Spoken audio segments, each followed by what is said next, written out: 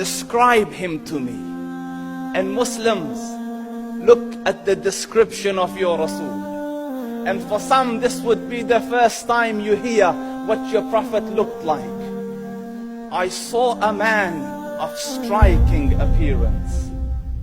ظاهر الوضاء أبلج الوجه, radiant face, حسن الخلق, beautifully created. لم تعبه الثجلة, his belly wasn't protruding. ولم تزر به السعلة, nor was his head disproportionate and small. وسيم قسيم, proportionate and delicate, finely made, a specimen of a creation. في عينيه دعج, in his eyes there was a contrast. The dark was immensely dark, the white was excessively white. وفي أشفاره وطف, and his eyelashes were long. وفي صوته صهل, and in his voice was a natural echo. وفي عنقه سطع, and his neck was elegantly long. وفي لحيته كثاثة, his beard was full and thick. أزج أقرن, his eyebrows were arched, but they were not joined. It was separated. In صمت فعليه الوقار, when he was silent, dignity covered him. وإن تكلم سماه وعلاه البهاء, and when he spoke, it was audible and clear, almost commanding and overtaking. أجمل الناس وأبهاهم من بعيد, from afar the most striking and outstanding in appearance. وأحسنهم وأجملهم من قريب, and when he came near, the best of them and the most handsome of them in closeness. حلو المنطق, such an exalted and sweet level of logic. Like when he used to speak, it was so coherently logical, it was smooth and easy to understand. فصل لا نزر ولا هذر, he was to the point, not excessive nor too short.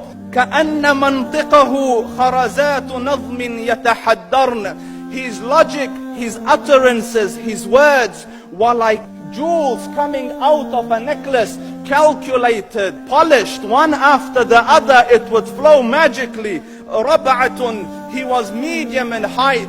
Your eye didn't have to strain to look up at him, nor was it tedious to look down at him. He was a comfortable sight to look at. له رفقاء يحفون به, he had friends, the people that were with him, they were working around him to try to serve and protect him.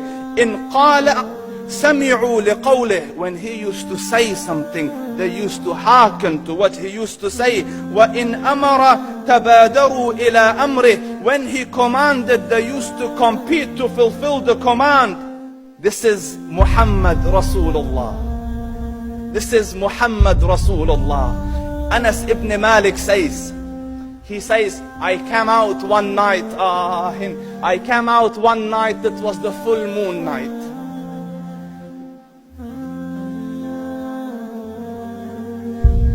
And I looked at the moon, and in the desert, understand, the moon is an awesome sight.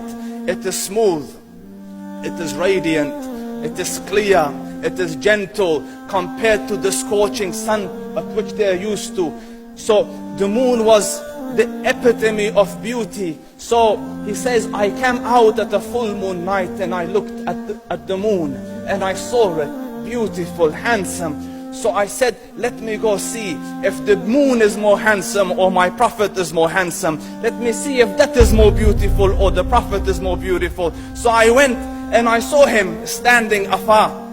So I looked at his face and I looked at the moon, and I looked at his face, and I looked at the moon, and I looked at his face, and I looked at the moon, and he said, Wallahi, he was more handsome than the moon in its entirety.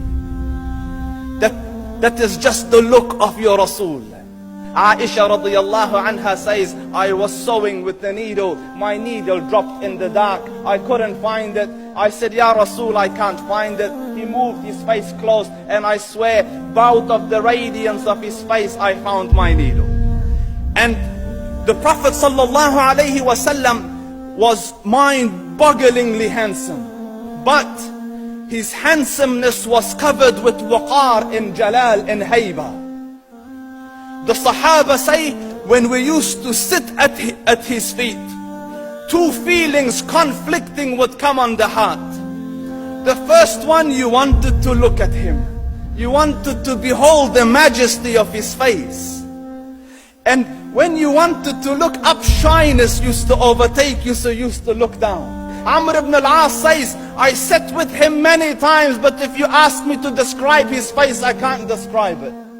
I wouldn't be able to look up to him ijlalan wa ta'ziman. I couldn't look up at him. And that is why he didn't have the problems that Yusuf alayhi salam had. Because it was difficult to penetrate the awe and the splendor of the Rasul.